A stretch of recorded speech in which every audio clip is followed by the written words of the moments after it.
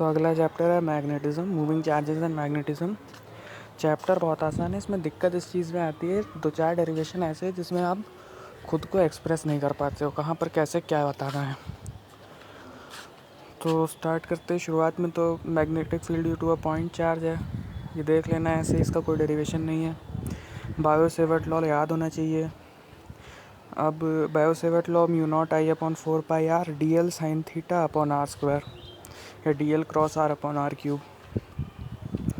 अब ये epsilon not और म्यू नॉट के बीच का रिलेशन है। म्यू नॉट की वैल्यू होती है 10⁻⁻⁷, इसकी डायमेंशन इस फार्मूला से निकाली जा सकती है बायो सेवर्ट लॉ से।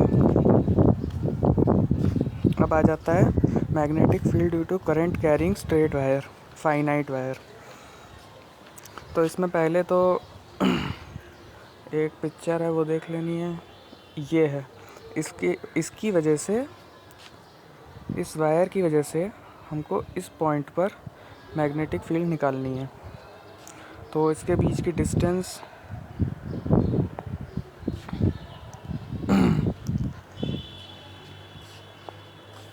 तो जो वायर और उसके बीच की डिस्टेंस है हमने x मान रखी है कि मतलब dB=μ0/4π। वायर पे एक पॉइंट ले लिया है, उससे हम लोगों ने डिस्टेंस जो है वो x मान रखी है, और जो परपेंडिकुलर डिस्टेंस है उस पॉइंट की वायर से वो हमने r मान रखी है। हम लोगों ने ये बायो सेवर्ट लॉ डायरेक्ट लिख दिया, यहाँ पे बायो सेवर्ट लॉ लिखा हुआ है। इसके बाद क्या किया गया, dl sin थीटा = xd∅। एक छोटा सा एंगल हम लोगों ने अज्यूम किया यहाँ पर, जिसको हम लोग लिखेंगे d∅। d∅ क्या एंगल है, क्यों लिया, क्योंकि दूसरी तरफ लाइन के ऊपर हम लोगों ने एक छोटा सा लेंथ अज्यूम किया है dl। इसी के ऊपर हम लोग मैग्नेटिक फील्ड निकालेंगे, उस पॉइंट को ही हमने एक लेंथ अज्यूम कर लिया है। dl ये है, थीटा हम लोगों ने इसको माना हुआ है, जो भी एंगल ये पॉइंट और लाइन बना रहे होंगे। तो dl sin थीटा असल में हो जाएगा ये वाली जो लाइन है, dl sin थीटा ये वाली लाइन हो जाएगी। अब इसके बाद वहाँ पर जो स्टेटमेंट लिखा है वो क्या लिखा है, वो लिखा है dl sin theta = x d∅। dl sin theta = x × d∅। dl sin theta ये हो गई, ये हो गई, x × d∅ क्या हो गया,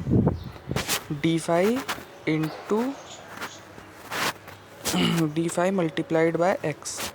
इसकी वैल्यू कैसे निकालेंगे। अब एक रिलेशन पढ़ा था छोटी क्लासेस में, arc length upon radius = theta. ये एक सर्कल या फिर आर्क में वैलिड था। तो इसको हम लोग इस पूरे स्ट्रक्चर को हम लोग ऐसे एज्यूम कर सकते हैं कि एक सर्कल का एक बहुत छोटा सा सेक्टर है। क्योंकि ये लेंथ ऑलमोस्ट नेग्लिजिबल है, तो इसको हम लोग एक कर्व भी मान सकते हैं, या फिर सीधा भी मान सकते हैं, ज़्यादा फ़र्क उस पर नहीं पड़ेगा।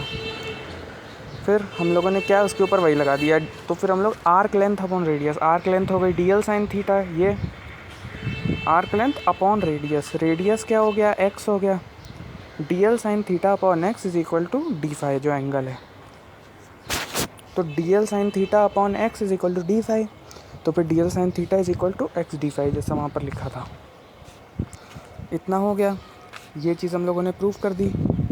अब आगे हम लोगों ने वही सब्स्टिट्यूट कर दिया, dl sin थीटा को हटा के x × d∅ रख दिया। अब μ0/4π i को बाहर निकाल लिया, इंटीग्रेशन कर दिया, यहाँ पर इस स्टेप में आके इंटीग्रेशन कर दिया। अब एक और चीज़ सब्स्टिट्यूट करी हम लोगों ने, x को r/cos∅ लिखा। r/cos∅ का मतलब, cos∅ क्या है, फाई हम लोगों ने ये माना है इस पॉइंट से जो एंगल बन रहा है, r/cos∅। r है बेस, cos∅, cos का मतलब बेस अपॉन हाइपोटेनस,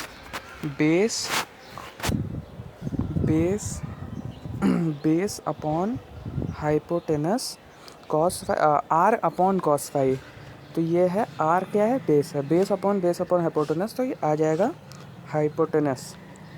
तो इसका मतलब हम लोगों ने असल में एक्स लिखा हुआ है, हाइपोटेनस जो है एक्स को हम लोगों ने सब्स्टिट्यूट किया है आर बाई कॉस फाई से।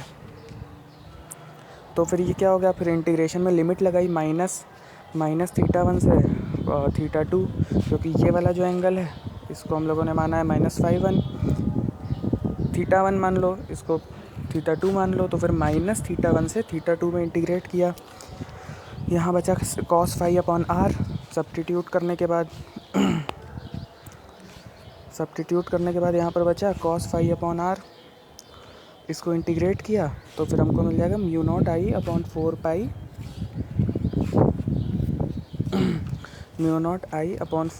r sin θ1 plus sin θ2। ये हो गया due to current carrying straight wire की वजह से। ठीक है, अब इसके बाद आ जाता है force on a moving charge in uniform magnetic field. इसका कोई डेरिवेशन वगैरह नहीं करना है, ये बस फार्मूला है, ये याद होना चाहिए, इसी के ऊपर डायरेक्ट सवाल आएगा। Motion of a charge particle तो सिलेबस में नहीं है, ये जेई के सिलेबस में है, ये बोर्ड्स के सिलेबस में नहीं है। ये सब है, ये सब वही motion of a charge particle है, ये सब नहीं है। Force on a current carrying conductor है सिलेबस में, ये फार्मूला याद होना चाहिए। लास्ट वाला जो फार्मूला है जो यहाँ पे लिखा है, ये F is equal to I L cross B, ये याद होना चाहिए। इसके बाद इतना हो गया, फिर क्या बचा, derivation of magnetic field at centre of circular current carrying. अब इसमें वही बायो सेवर्ट लॉ जैसे वो लाइन वाले में किया था, वही सेम टू सेम इसमें किया, बायो सेवर्ट लॉ लगा के लिखा। उसके बाद साइन 90 होगा। इसमें ये चीज़ ध्यान देने वाली है, करंट किसी भी पॉइंट पर आप लो, कोई भी पॉइंट लो, करंट से जब उस पॉइंट को ज्वाइन करोगे, किसी भी करंट कैरिंग कंडक्टर पे कोई पॉइंट लिया हम लोगों ने, जैसे मान लो कोई भी करंट कैरिंग कंडक्टर है, उस पर हम लोगों ने कोई पॉइंट लिया, अब हमको दूसरे पॉइंट के ऊपर मैग्नेटिक फील्ड निकालनी है, तो हम लोग जब भी उसको ज्वाइन करेंगे तो इस वाली लाइन की हमेशा परपेंडिकुलर आएगी, किसी भी डायरेक्शन में परपेंडिकुलर हो मगर हमेशा परपेंडिकुलर ही आएगी मैग्नेटिक फील्ड। तो साइन 90 हो जाएगा यहाँ पर, उसकी वैल्यू हो जाएगी 1, साइन 90 हो जाएगा 1, उससे कोई फ़र्क नहीं पड़ेगा। साइन 91 हो गया। अब d B is equal to μ0I dl upon 4 pi r square. इसको इंटीग्रेट किया, इंटीग्रेट करेंगे कैसे, 0 से 2 पाई में इंटीग्रेट करेंगे। dl जो होगा वो हो जाएगा, dl मतलब पूरे की लेंथ इसकी, तो वो हो जाएगी 2 पाई r, r कैंसिल हो जाएगा, b is equal to μ0I by 2r। ये ऐसे ही आ जाएगा, बहुत ईजी है, इसमें कोई दिक्कत नहीं है। इसके बाद